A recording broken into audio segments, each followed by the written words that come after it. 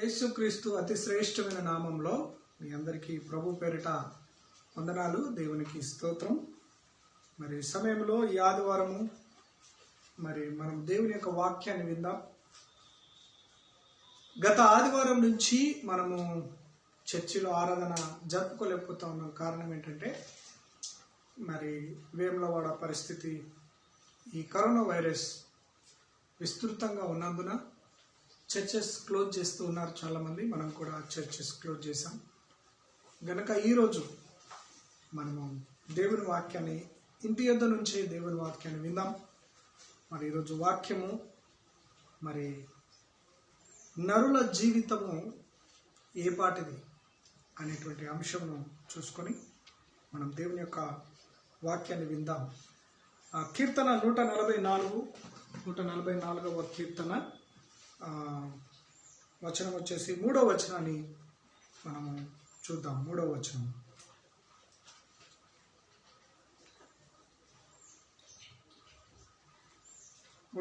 గమనించుదాం. యెహోవా, నీవు నరులను లక్ష్య పెట్టుటకు వారు ఏపాటి వారు, నీవు వారిని ఎన్నిక చేయుటకు మనుష్యులు ఏపాటి వారు. చూసారా, మరి ఇక్కడ దావీదు కీర్తనగా మనము 144వ కీర్తనను మనం చూస్తున్నాం. దావీదు దేవునితో అంటున్నాడు ఏమని అంటే, అయ్యా, మరి నేను భయంకరమైన శత్రువుల మధ్యలో జీవిస్తూ ఉన్నాను.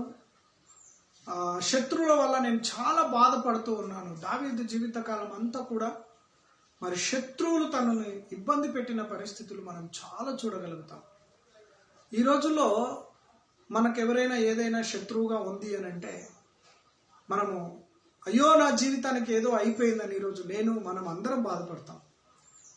ఈరోజు ప్రతిదీ మనకు శత్రువులాగే కనబడతా ఉంది. ఈరోజు కరోనా వైరస్ కూడా మనకు శత్రువులాగే కనబడుతుంది. ఆర్థిక ఇబ్బంది కూడా మనకు శత్రువులాగే కనపడతా ఉంది. సమస్యలు మనకు శత్రువులుగా కనబడతా ఉన్నాయి. కానీ దావీదుకైతే రియల్గా మనుషులే నిజమైన శత్రువులుగా ఉండి చివరికి తన కడుపును పుట్టిన కుమారుడు కూడా శత్రువుగా మారి తనను అడవిలోకి తరిమితే తన జీవితం భయంకరమైన పరిస్థితులు ఇరుక్కొని పోయినప్పుడు మరి దావీదు ఈ మాటను మరి అనుభవపూర్వకంగా చెప్తున్నాడు. ఏంటంటే, మరి నీవు నరులను జ్ఞాపకం చేసుకొనుటకు వారు ఏపాటి వారు, లక్ష్య పెట్టుటకు వారు ఏపాటి వారు, నీవు వారిని ఎన్నిక చేయుటకు మనుషులు ఏపాటి వారు. చూసారా, మరి నరులు ఏపాటి వారు అని దావీదు అంటూ ఉన్నాడు. మరి దేవుడు నరులను ఏపాటి వారిగా చేశాడు, ఏపాటి వారిగా చూస్తున్నాడు అనే విషయాన్ని మనం ఒకసారి గమనించినట్లయితే మరి దేవుని యొక్క వాక్యంలో నుంచి మరి కీర్తన 8వ కీర్తన 4వ వచనాన్ని మనం చూద్దాం. 8వ కీర్తన 4వ చరణం మనం గమనించినట్లయితే 8వ కీర్తన 4వ చరణం,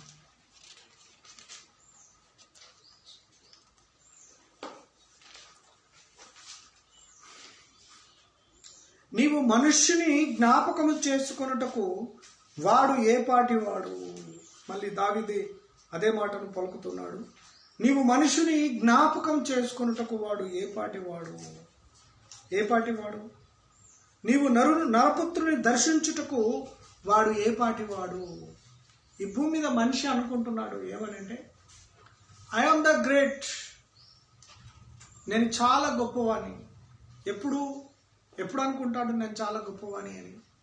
అధికారం ఉన్నప్పుడు అనుకుంటారు. మరి తనకు అధికారం, ఏదైనా ప్రభుత్వ అధికారం ఉందంటే అనుకుంటాడు. ఏదైనా గొప్ప ప్రభుత్వ ఉద్యోగం ఉంది అన్నప్పుడు అనుకుంటాడు. అలాగే తాను బాగా డబ్బు సంపాదించి ఈ దేశంలోనే మరి ప్రజల మధ్యలో గొప్ప కోట్ల అధిపతి అయినప్పుడు మనిషి అనుకుంటూ ఉంటాడు ఏమనంటే, నేను చాలా గొప్ప వ్యక్తిని అని, నేను చాలా గ్రేట్ అని అనుకుంటాడు. అయితే ప్రియమైన దేవుని సంగమా, కానీ దేవుడు మనుషునికి ఏపాటి స్థానం ఇచ్చాడు అని అంటే మరి ఇక్కడ దావీదు చెప్తున్నాడు, దేవుని కంటే వానిని కొంచెము తక్కువ వానిగా చేసి ఉన్నావు. దేవుని కంటే వానిని కొంచెం తక్కువగా చేసి ఉన్నావు. మహిమ ప్రభావములతో వానికి కిరీటము ధరింపచేసి ఉన్నావు.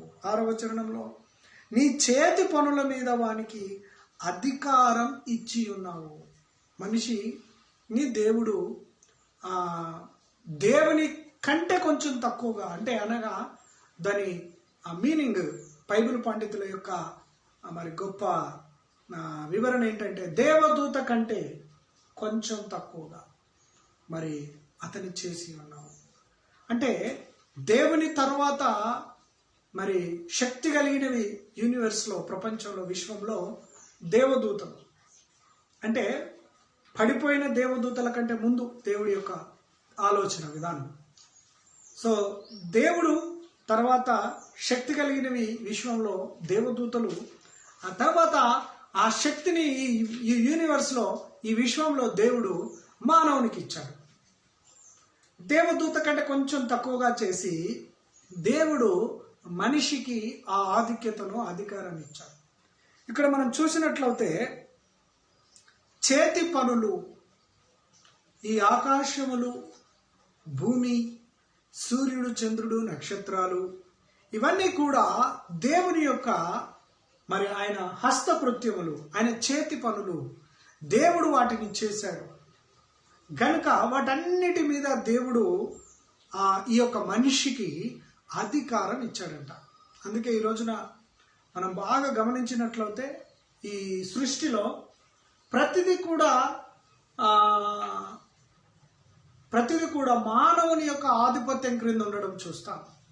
ఒక పెద్ద కొండ ఉంది, ఆ గుట్ట కొన్ని సంవత్సరాలుగా అక్కడే ఉంటుంది. కానీ ఈరోజు మనుషులు ఆ గుట్టల్ని మరి కోసి, మరి పెద్ద పెద్ద మిషన్లతో ఆ గుట్టను కోసి అందులో నుంచి రాళ్లను తీసి మరి చలవరాతి బొండలుగా చేసుకొని ఇళ్లలో అందమైన మరి ఆ నాపురాలుగా చేసుకొని వాటిని వాడుకుంటూ ఉన్నారు. అంటే అంత పెద్ద పర్వతము, ఒక చిన్న మనిషి ఆ పర్వతాన్ని తనకిష్టం వచ్చినట్టుగా వాడుకుంటున్నాడు. అంటే అంత బలమైన పర్వతము కూడా మనిషి చేతిలో కరిగిపోతాం. అంటే అర్థం ఏంటి? ఈ పర్వతము కూడా మనిషిని ఏం చేయలేకపోతుంది, కానీ మనిషి మాత్రం ఆ పర్వతాన్ని కరిగించేస్తున్నాడు. మహావృక్షాలు చూస్తాం, అసలు ఆ వృక్షం మీదకి మనిషి ఎక్కలేడు.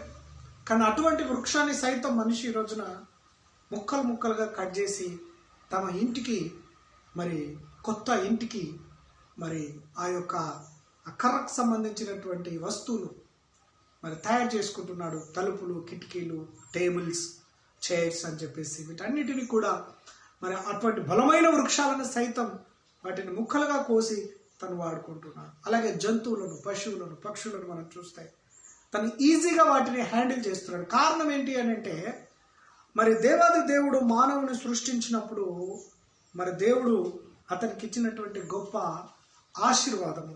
ఆదికాండము 1వ అధ్యాయము మనం 28వ వచనాన్ని కానీ మనం గమనిస్తే ఇక్కడ మనం చూస్తున్నాం. 28వ వచనం 1వ అధ్యాయం. దేవుడు వారిని ఆశీర్వదించెను ఎట్లనగా, మీరు ఫలించి అభివృద్ధి పొంది విస్తరించి భూమిని నిండించి దానిని లోపరుచుకొనుడి, సముద్రపు చేపలను, ఆకాశ పక్షులను, భూమి మీద ప్రాకు ప్రతి జీవిని ఏలుడని దేవుడు వారితో చెప్పెను. చూడండి, లోపరుచుకోమన్నాడు, ఏలుమన్నాడు.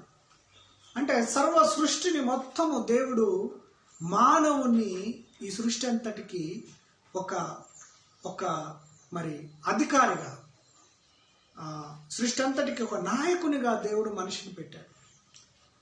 దేవుడు ఇచ్చినటువంటి ఆ గొప్ప ఆధిక్యత మానవుడు సరిగా ఉపయోగించుకున్నప్పుడు ఈ ప్రకృతి విపత్తులు మనకు రావు.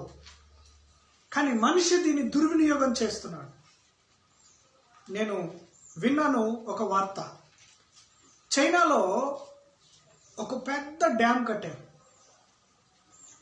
ఆ డ్యాంలో కొన్ని వేల క్యూసెక్కుల, లక్షల క్యూసెక్కుల నీళ్లు, కొన్ని వేల టీఎంసీల నీళ్లు ఆ యొక్క డ్యాంలో స్టోర్ అవుతున్నాయి. ఆ డ్యాంలో ఆ వాటర్ స్టోర్ అవ్వడం వల్ల చాలా ప్రపంచంలోనే అతిపెద్ద డ్యామ్ అది, చైనా దేశం. అందువల్ల ఆ డ్యాంలో నీరు ఒకచోట స్టోర్ అయినందువల్ల భూమి తన యొక్క తిరిగే క్రమంలో కొంచెం స్లోగా, నిదానంగా తిరుగుతుందని శాస్త్రవేత్తలు చెప్పిన వార్తను నేను ఇదే యూట్యూబ్లో చూడడం జరిగింది. ఎందుకో తెలుసా?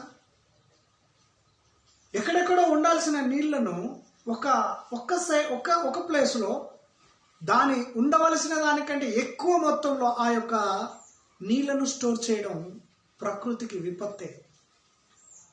ప్రపంచ పర్యావరణానికి అది విద్రోహ చర్య. చైనా ఏది కూడా ప్రపంచాన్ని మేలు చేయట్లేదు. మరి ఎందుకు వారు ఆ విధంగా పెట్టరేగుతున్నారో మనకు తెలియదు. ఈ కరోనా వైరస్ అక్కడి నుండే వచ్చిందని అంటున్నాం. అలాగే మరి ఆ యొక్క డ్యామ్ కట్టడం ప్రపంచ పర్యావరణానికి మరి కీడు అనేటువంటి విషయాన్ని మనం చూస్తున్నాం. వారు తయారు చేసే ప్రతి వస్తువు కూడా అది మరి విలువైనది కాకుండా, మరి చెప్పాలి అనంటే దాని క్వాలిటీ మరి కాకుండా, మన్నికగా ఉండేది కాకుండా, ఏదో మరి వస్తువు తయారైందంటే ఆకర్షించే విధంగా ఉంచి ప్రపంచంలోకి వాళ్ళు విడుదల చేస్తూ ఉన్నారు. ఇది కూడా పర్యావరణానికి కీడు కలిగించేది. అంటే మనుష్యుడు ఎక్కడికి వెళ్ళిపోయాడు అనంటే, మరి కేవలం తన స్వార్థం కోసం, తన పేరు కోసం ఈ పర్యావరణానికి, ప్రపంచానికి, విశ్వానికి కీడు తలపెట్టే రీతిగా మానవుడు ప్రయాణిస్తున్నాడు. కానీ దేవుడు దీన్ని జాగ్రత్తగా ఏలుమన్నాడు. మీరు విస్తరించండి అని చెప్పాడు, భూమిని నిండించండి అని చెప్పాడు. మీరు ఆకుకూరలు తినండి, జంతువులు, పశువులు, పక్షులన్నీ మీకు లోబడతాయని చెప్పాడు. చెప్పి మీరు వీటిని ఏలండి అన్నాడు. కానీ మనిషి ఏలడమే కాదు, వాటిని నాశనం చేసే స్థానానికి వెళ్ళిపోయాడు. ఇప్పుడు కొండల్ని, గుట్టల్ని మనం చూస్తే, మరి ఇక్కడ కరీంనగర్ టౌన్కు వెళ్తూ ఉంటే పెద్ద పెద్ద కొండలు ఉండేటివి, గుట్టలు. ఈరోజు మీరు వెళ్ళి చూడండి, అవి మొత్తం నేలమట్టం అయిపోయాయి. ఇది దేనికి సూచన అండి? మరి ఈ యొక్క భూలోకానికి, లేదంటే ఈ భూమికి వినాశనానికి అది సూచనే అనుకోవచ్చు. ఎందుకంటే దేవుడు తన ఉద్దేశంతో ఆ గొప్ప గొప్ప బరువైన పర్వతాలను అక్కడ పెట్టాడు. ఆ ప్లేస్లో బరువుగా ఉండేటువంటి ఆ యొక్క గుట్టరాలు, ఆ బండరాలు, కొన్ని లక్షల టన్నుల బరువైనటువంటి ఆ గొప్ప గొప్ప గుట్టల్ని మనిషి పూర్తిగా తొలగించేస్తున్నాడు. అంటే ఆ ప్లేస్లో బరువు ఖాళీ అయిపోతే అది నాశనమా కాదా? అంటే దేవుడు చెప్పిన దానికి ఆపోజిట్గా మానవుడు ప్రయాణం చేస్తున్నాడు. వాటిని చూసి ఆనందించాల్సినటువంటి మనం వాటిని మనము కరిగించేసే పరిస్థితుల్లోనికి వెళ్ళిపోతూ ఉన్నారు. అంటే దేవుడు చెప్పింది ఒకటి, మనిషి చేస్తున్నది మరి ఒకటి. దేవుడేమో మరి ఏ రీతిగా దేవుడు మానవుని చేశాడు అంటే, భూమి మీద ఉన్న సమస్తాన్ని ఏలమన్నాడు, కానీ నాశనం చేయమనలేదు.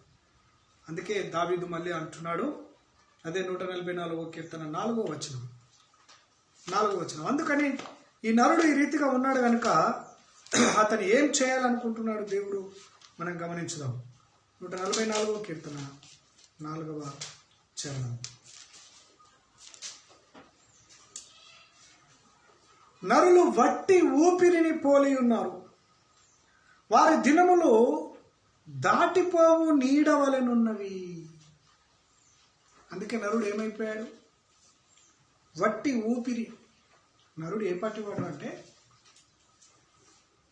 ఆయన యూనివర్సల్ కంటే గొప్పవానిగా దేవుడు చేసినప్పటికీ, దేవుడు మానవుని యొక్క బలం ఎక్కడ పెట్టిందంటే ఊపిరి.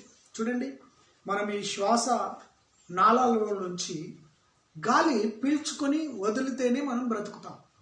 మనకు ఎంత కండబలం ఉన్నా, ఎంత డబ్బు బలం ఉన్నా, ఎంత అందము, చందము, ఐశ్వర్యము, అధికారాలు ఉన్నా, ఇప్పుడు ఏం కావాలి? ఈ శ్వాస నాళాలలో ఊపిరి సరిగా ఆడాలి. బాగా గమనించాలి, దేవుడు ఎంత మనిషి యొక్క ప్రాణాన్ని ఎక్కడ పెట్టాడు. కరోనా వైరస్ వచ్చి ఇప్పుడు మనిషిని ఎక్కడ దాకిందండి? ఎక్కడ దాకి? శ్వాసనాళాల దగ్గర పెట్టేసింది. అందుకే దేవుడు ఏమని సెలవిస్తా ఉన్నాడు? అలాగే ఈ కరోనా వైరస్ వచ్చినందున గవర్నమెంట్ కానీ, లేకపోతే వైద్య అధికారులు కానీ మనుషులకు ఏమని చెప్తున్నారు? మాస్క్ పెట్టుకోండి. ఎక్కడ పెట్టుకుంటున్నాం మాస్క్? ముక్కుకి, నోటికి పెట్టుకుంటున్నాం. అంటే అర్థం ఏంటి? ఈ గాలి ఏదైతే ఉందో, మనం తీసుకునే ఊపిరి, వదిలే ఊపిరి ద్వారా వస్తున్నటువంటి గాలి మనకు కొన్నిసార్లు ఆ గాలిలో వైరస్ సోకొచ్చు. అంటే వట్టి ఊపిరి మనం. ఇంతకీ ఈ విధంగా కనబడుతున్న మనుషులము, కొంతమంది నాకంటే హైట్ ఉండొచ్చు, 6 feet ఉండొచ్చు, 6.5 feet ఉండొచ్చు, లేకపోతే బాగా గొప్పగా శరీర దారుఢ్యం కలిగిన వాళ్ళు ఉండవచ్చు, ఒక షార్ట్గా ఉన్న వాళ్ళు ఉండవచ్చు, ఎర్రగా ఉన్న వాళ్ళు ఉండవచ్చు, నల్లగా ఉన్న వాళ్ళు ఉండవచ్చు, ఎలా విధంగా ఉన్న డబ్బు ధనం ఉండవచ్చు. ఎవరైనా, ఎటువంటి వారైనా ఊపిరి తీసుకోవాల్సిందే. ఏం తీసుకోవాల్సింది? ఊపిరి తీసుకోవాల్సింది. నాకు డబ్బు ఉంది, నేను ఊపిరి తీసుకోనంటే కుదరదు. నాకు కండబలం ఉంది, నేను ఊపిరి తీసుకోనంటే కుదరదు. నేను ఈ ప్రపంచానికే నాయకుని, లేకపోతే ఈ దేశానికే నేను నాయకుని, ఈ రాష్ట్రానికే నాయకుని, నేను గొప్ప ప్రజలందరికీ లీడర్ని అంటే ఊపిరి తీసుకోనంటే నడవదు. నా దగ్గర ప్రపంచంలోని నేను మొదటి ధనవంతుని అంటే నడవదు. అతను కూడా ఊపిరి తీసుకోవాలి. భూమి మీద ఉన్న ప్రతి మనిషి ఊపిరి తీసుకుంటేనే బ్రతకాలి. ఈ వైరస్ ఆ ఊపిరి మీద కొట్టింది. ఇప్పుడు మీరు ఊపిరి తీసుకుంటారా? జాగ్రత్త. మీరు తీసుకునే ఊపిరిలో నేను చేరాను అనుకో, ఇక మీరు ఊపిరి తీయలేరు, వదలలేరు. అన్నట్లుగా ఈ వైరస్ ఈరోజు ప్రపంచాన్ని గడగడలాడిస్తాం. అందుకే దేవుడు ముందే రాసి పెట్టాడు. ఏమని చూడండి, నరులు వట్టి ఊపిరే. కానీ మనమేమంటున్నాం? నేను ఎవరిని అనుకుంటున్నాం? నా ముఖం యొక్క ఫిగర్ చూసావా? అసలు నాకు ఎంత శక్తి ఉందో చూసావా? నా బ్యాక్గ్రౌండ్ ఎంత ఉందో చూసావా? నా వెనకాల ఎంత సపోర్ట్ ఉందో చూసావా? ఎంత సపోర్ట్ ఉంది? నీ ముక్కులో ఊపిరి పోతే నువ్వు అవుట్. ఎలాంటి వాడవైనా, నీకెంత బ్యాక్గ్రౌండ్ ఉండొచ్చు, నీ ముక్కులోకి ఊపిరి మాత్రం వాళ్ళు వదలలేరు. ఎంత సింపుల్ అండి మానవ జీవితం. అందుకే దేవుడు ఈ ఊపిరిని ఆడించాలండి. దేవుడికి స్తోత్రం. దేవుడు ఈ ఊపిరిని ఆడించాలి. మనుషులు కాదు, డబ్బు కాదు, అధికారం కాదు. దేవాది దేవుడి ఊపిరిని లోపలికి వెళ్ళేటట్టుగా, బయటకు వచ్చేటట్టుగా చేయాలి. అందుకే వెంటిలేషన్ల మీద పెడుతున్నారు. ఎందుకు? మనిషి ఊపిరి తీసుకోలేకపోతున్నారు కనుక వీళ్ళు కృత్రిమ ఆక్సిజన్ అందించడానికి ప్రయత్నం చేసి ఎంతసేపు బ్రతుకుతారు మనిషి? ఎన్ని లక్షల సిలిండర్ల కృత్రిమ ఆక్సిజన్ నువ్వు అందించగలవు? సాధ్యమా? జీవితం అంతా దేవుడిచ్చే ఉచితమైన ఆక్సిజన్ మనుషులు తీసుకుంటున్నారు కానీ కృతజ్ఞతలు చెల్లించట్లేదు. మరి దేవుడే ఆక్సిజన్ తీసుకోకుండా కానీ దేవుడు ఒక చిన్న ప్రాబ్లం చేశాడంటే మనం జీవించలేము. మనం ఏంటి అంటే వట్టి ఊపిరి అన్న విషయం జ్ఞాపకించుకోవాలి. లోపలికి వెళ్తున్న గాలి, బయటకు వస్తున్న గాలి మీద ఆధారపడి జీవించేటువంటి వాళ్ళు. మన డబ్బు, ఆస్తి, ఐశ్వర్యం, అందము, చందము, ఈ లోకంలో ఉన్నటువంటి ఏది కూడా, మన బ్యాక్గ్రౌండ్ కానీ, మన శక్తి కానీ, మన జ్ఞానము కానీ ఏది పనికి రాదు. ప్రభు మనల్ని ఊపిరి మీద ఆధారపడి జీవించేలా చేశాడు. ఆ ఊపిరిని దేవుని మీద మనము భారం వేసి మనం జీవించాలి.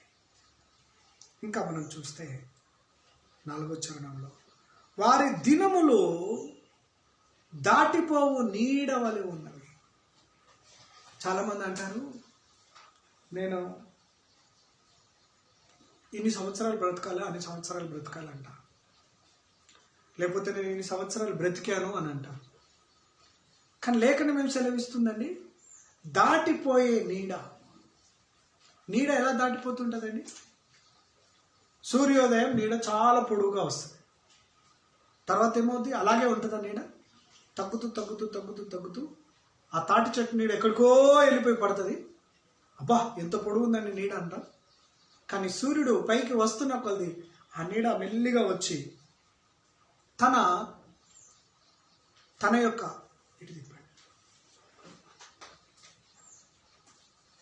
క్షమించాలి, కరెంటు పోయింది.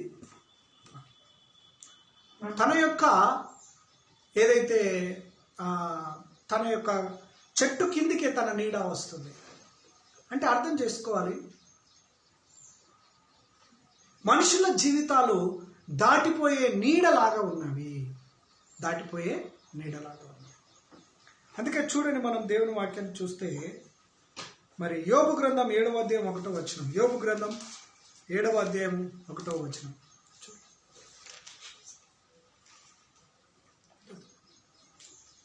యోబు గ్రంథం 7వ అధ్యాయం 1వ వచనం.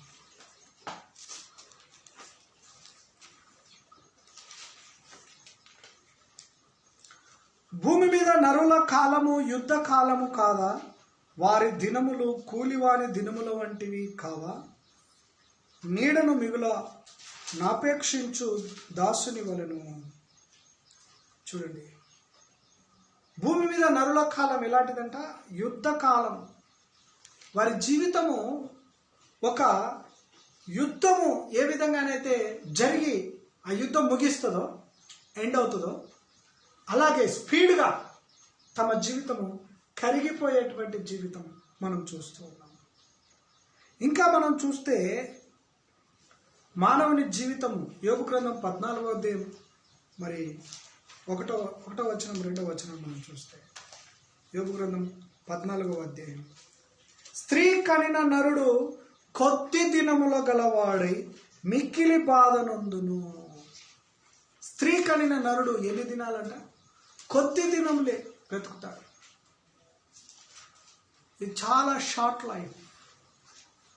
మనం ఏదో సాధిస్తాం అనుకుంటే దేవుని చిత్తం ఉంటే సాధిస్తాం, దేవుని చిత్తం లేకపోతే సాధించు. ఈ కొద్ది దినములను మనము దేవుని కోసం జీవించాలి, దేవుని కోసం బ్రతకాలి, దేవుని కోసం చేయాలి. ఇంకా అంటున్నాడు 2వ వచనంలో, పువ్వు వికసించినట్లు వాడు పెరిగి వాడిపోవును, నీడ కనబడకపోవునట్లు వాడు నిలువక పారిపోవును. చూసారా, మనుషుడు ఏ విధంగా కనిపిస్తాడటంటే పువ్వు వికసించినట్లు వికసిస్తాడు. అతడు పెరిగి పెద్దవాడే అందరికీ చక్కగా కనిపిస్తాడు. అబ్బా పెరిగాడు, పెద్దవాడయ్యాడు, బాగా చేస్తాడు, ఇంకా సాధిస్తాడు అనే లోపే తన జీవితం కరిగిపోద్ది. వెంటనే అతడు కనబడకుండా పోయే ఆస్కారం ఉంది.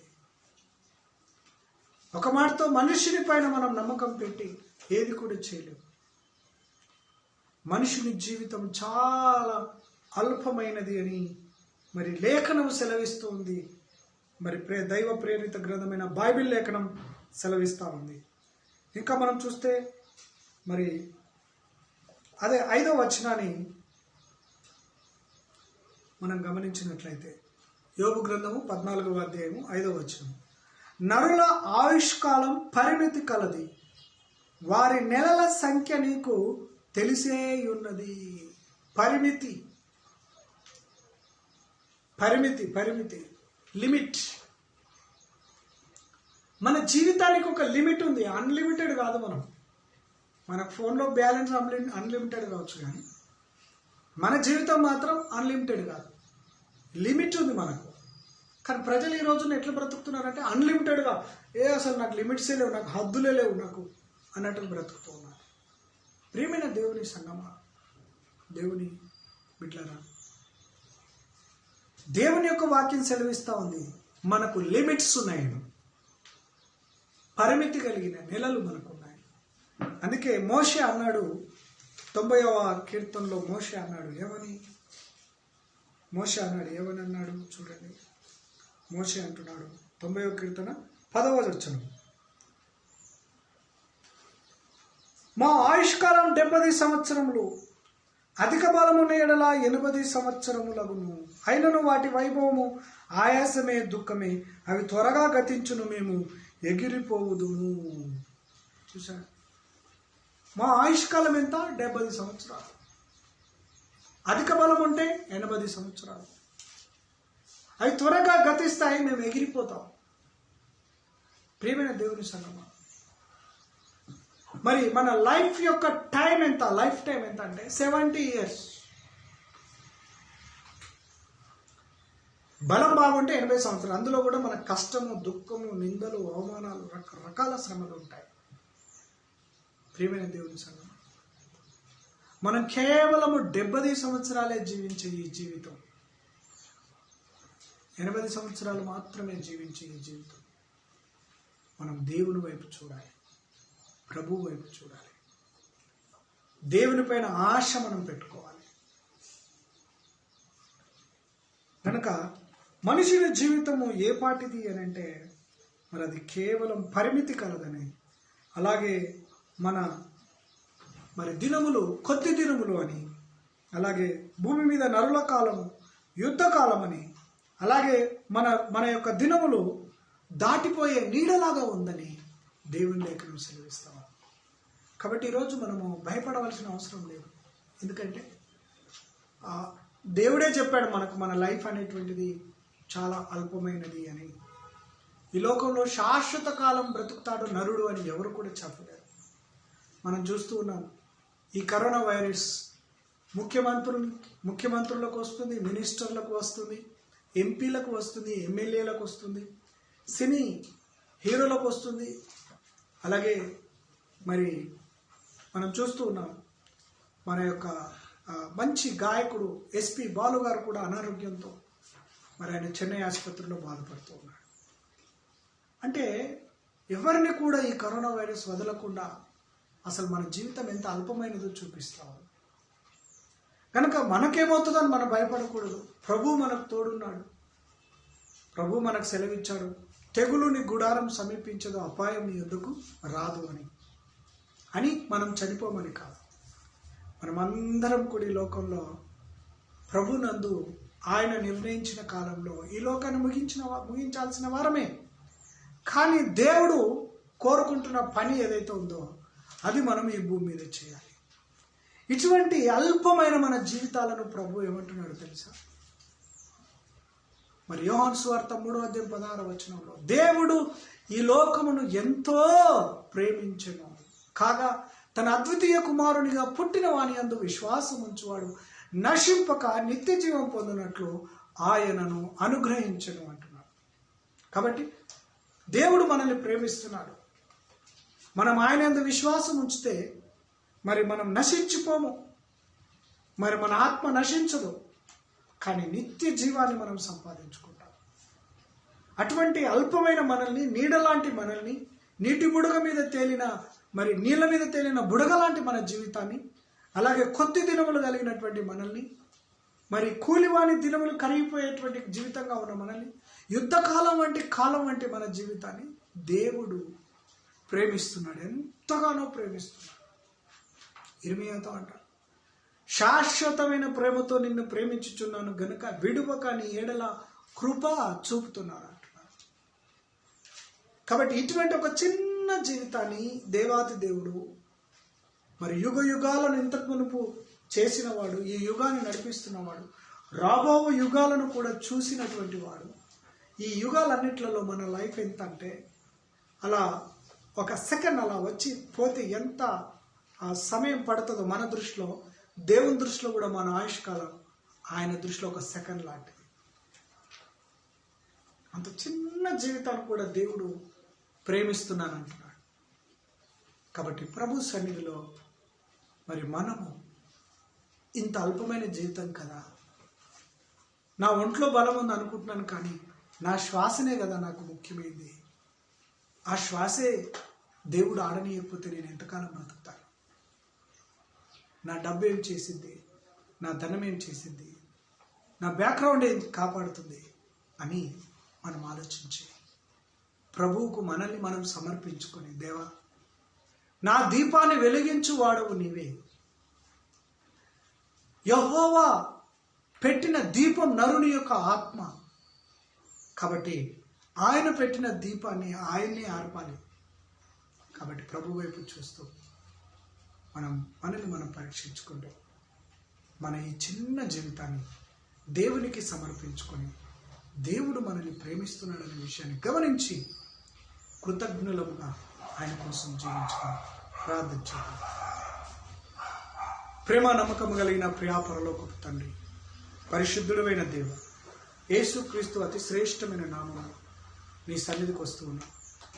ఇంతవరకు కొద్ది నిమిషాలు చక్కటి వాక్యాన్ని నేను విన్నాను. విత్తబడినటువంటి ఈ వాక్యాన్ని ఎంతమంది అయితే ఈ యూట్యూబ్ ద్వారా వింటున్నారో వారందరినీ మీరు దర్శించి తమ జీవితపు విలువ తెలుసుకునే భాగ్యం దయచేయండి. ఈ ప్రపంచంలో డబ్బు మమ్మల్ని బ్రతికించట్లేదు. ధనము కాదు, మా బ్యాక్గ్రౌండ్ కాదు, మా బలము కాదు, మా శరీరం యొక్క ఫిజికల్ యొక్క స్టేటస్ కాదు, కానీ మాలో మీరు ఒక ఊపిరిని ఇచ్చారు. ఆ ఊపిరి దేహాన్ని బ్రతికిస్తుంది.